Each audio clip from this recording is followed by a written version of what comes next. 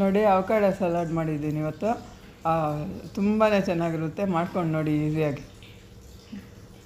ಇದು ಸಜ್ಜೆದು ಖಡಕ್ ರೊಟ್ಟಿ ಇದರೊಂದಕ್ಕೆ ತಿಂತಾಯಿರೋದನ್ನ.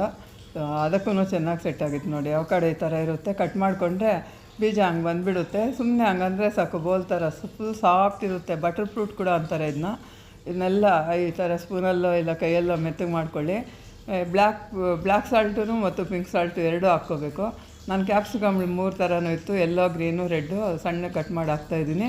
ರೌಂಡ್ಗೆ ಹಚ್ಚಿದ ಹಸಿಮೆಣ್ಸಿನ್ಕಾಯಿ, ಖಾರಕ್ಕೆ ಹಸಿಮೆಣ್ಸಿನ್ಕಾಯಿ ಹಾಕ್ಕೊಳ್ಳಿ. ಟೊಮೊಟೊ ಒಂದು ಸಣ್ಣ ಕಟ್ ಮಾಡಿ, ಈರುಳ್ಳಿನೂ ಅಷ್ಟೇ ತುಂಬ ಸಣ್ಣ ಕಟ್ ಮಾಡಿ ಹಾಕ್ಕೋಬೇಕು. ಕೊತ್ತಂಬರಿ ಸ್ವಲ್ಪ ಹಾಕ್ಕೊಂಡು ಎಲ್ಲ ಮಿಕ್ಸ್ ಮಾಡಿಕೊಂಡು ಅರ್ಧ ನಿಂಬೆಹಣ್ಣು ಹಿಂಡ್ಕೋಬೇಕು ನೋಡಿ.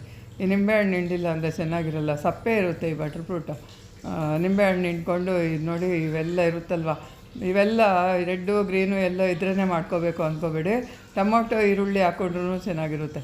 ಇದಕ್ಕೆ ಏನಿದ್ರೆ ನಮ್ಮ ಹತ್ರ ಅದನ್ನೆಲ್ಲ ಹಾಕ್ಕೊಂಡು ಸಣ್ಣ ಕಟ್ ಮಾಡಿ ಸೆಟ್ ಆಗೋವಂಥವು ಮಾಡ್ಕೊಳ್ಳಿ, ಚೆನ್ನಾಗಿರುತ್ತೆ. ಇದು ಸಜ್ಜೆ ರೊಟ್ಟಿ ಇತ್ತು, ಅದಕ್ಕೆ ನಾನು ಅದ್ರ ಜೊತೆನೇ ತಿಂತಾಯಿದ್ದೀನಿ. ಇದಕ್ಕೂ ಅಷ್ಟೇ ಫುಲ್ ಚೆನ್ನಾಗಿ ಸೆಟ್ ಆಗಿತ್ತು. ಇದು ಕರಮ್ ಕುರುಮ್ ಅಂತಿರುತ್ತೆ, ಸಾಫ್ಟಾಗಿರುತ್ತೆ. ರುಚಿ ಹೇಳ್ಬೇಕು ಹೇಳಿ, ಎಷ್ಟು ಚೆನ್ನಾಗಿರುತ್ತಲ್ವ, ಗೊತ್ತಾಗುತ್ತಲ್ಲ ನಿಮಗೇ. ಹಾಕ್ಕೊಂಡು ತಿನ್ನಿ, ತುಂಬ ಚೆನ್ನಾಗಿರುತ್ತೆ. ಹೇಗಿತ್ತು ಅಂತ ಕಾಮೆಂಟಲ್ಲಿ ತಿಳಿಸಿ.